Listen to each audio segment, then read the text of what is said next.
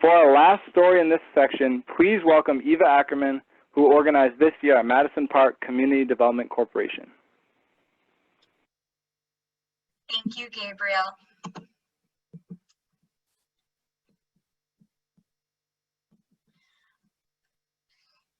My grandpa Shiva, 6 years ago. We were sitting in a circle in my Aunt Arlene's newly furnished basement. My uncle's best friend shares this story. He calls Papa, who is on his deathbed, and asks, "So Vic, I need to know, is there baseball in heaven?"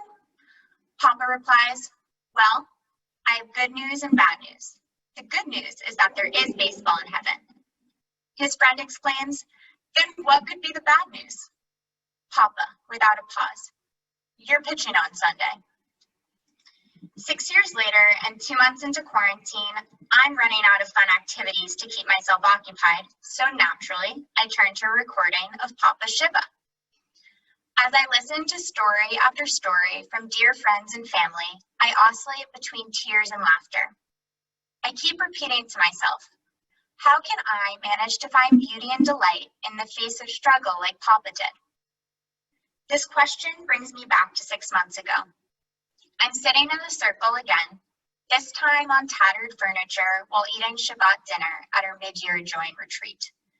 With one fresh loaf of challah devoured in literally 20 minutes, a raucous debate ensues about whether to eat the second one now or to wait until tomorrow afternoon.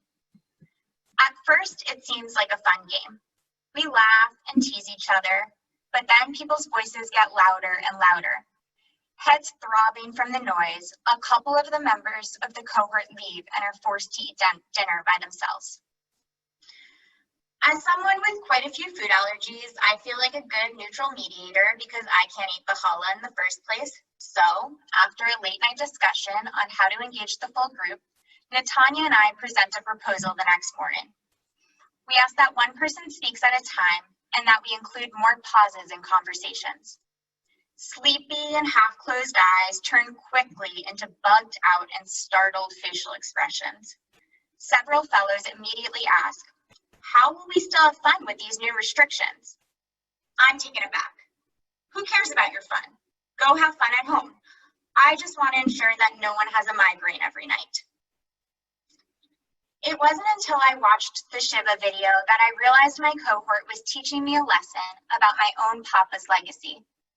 How cyclical and Jewish it feels to learn from my ancestors and my peers on how challenge and joy must coexist.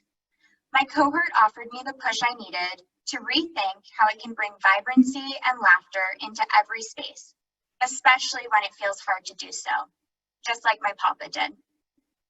Thank you.